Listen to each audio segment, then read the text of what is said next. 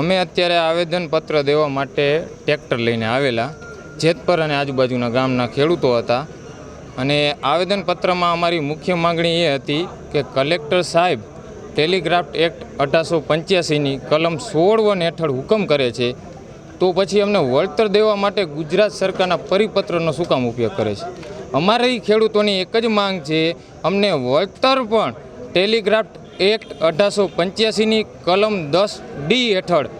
જે કંપની અમને નુકસાન કરે છે એ નુકસાનનું સંપૂર્ણ વળતર આપવામાં આવે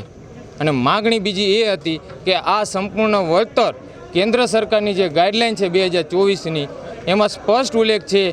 1 હપ્તે અને તે પણ એડવાન્સમાં। એટલે અમારી માંગ એ છે તમને પહેલાં પૈસા આપી દો સંપૂર્ણ વળતર અને પછી જ અમારા ખેતરમાં જીસીબી કે ઈટાચી લઈને કામ કરવા આવો, તે પહેલાં ખેતરમાં ન આવો। અને બીજી માગણી એ હતી કે 67 મીટરનો કોરિડોર છે એ કોરિડોરની બહાર જો કંપનીને હાલવું હોય તો ભલે, માલ સામાન મૂકવો હોય તો ભલે, કોઈ પણ નુકસાની કરવી હોય તો એ ખેડૂત અને કંપની સાથે બેસી સમજૂતી થાય પછી જ આગળ કાર્ય થાય। આજે જે આ ખેડૂતોએ ટ્રેક્ટર રેલી યોજી હતી એ રેલીનું મુખ્ય કારણ એ છે કે 3-4 દિવસથી આ જેતપરની માલિપા હેવી વીજલાઇન કંપનીના જે અત્યાચાર થઈ રહ્યા છે, જે પોલીસ પ્રોટેક્શન લઈને ખેડૂતના ખેતર ઉપર જે બિનકાયદેસર કામ કરી રહ્યા અને ખેડૂતો ઉપર જે લાઠીચાર્જ અત્યાચાર કરી રહ્યા છે એના અનુસંધાને આજે જેતપર ગામથી લઈને મોરબી કલેક્ટર ઓફિસ સુધી વિશાળ સંખ્યામાં ખેડૂતો જોડાય અને ટ્રેક્ટર રેલીનું આયોજન કરેલું હતું અને એમાં ખેડૂત તરફથી જે આજે કિસાન સંઘર્ષ સમિતિ વતીએ આજે આવેદનપત્ર આપવાનું આવ્યું હતું કે ભાઈ અત્યાચાર અને જે દમનગીરી કરી રહ્યા છે ખેડૂતો ઉપર એના માટે થઈને આજે ખેડૂત ટ્રેક્ટર રેલીનું આયોજન કરેલું હતું। ચાલી રહી છે જેમાં વિવિધ જોગવાઈઓ છે જે પ્રમાણે 16(1) પ્રમાણે રાઇટ ઓફ વેની જે મંજૂરીઓ છે આપવામાં આવે છે। એ ઉપરાંત જે વળતર છે એ બાબતે સમિતિ દ્વારા વળતર નક્કી કરવામાં આવે છે। વળતર બાબતે કોઈ પણ ખેડૂતને અસંતોષ હોય તો ટેલિગ્રાફ એક્ટની કલમ 16(3) અંતર્ગત ડિસ્ટ્રિક્ટ જજ પાસે એ બાબતે પણ અપીલ થઈ શકે છે। જેટલી પણ કામગીરી અલગ અલગ ગામોમાં ટ્રાન્સમિશન બાબતે ચાલી રહી છે એ તમામ કાયદાની રૂએ કાયદાની તમામ જોગવાઈઓનું પાલન કરીને કરવામાં આવી રહી છે। વળતર બાબતે જે સમિતિએ વળતર નક્કી કર્યું છે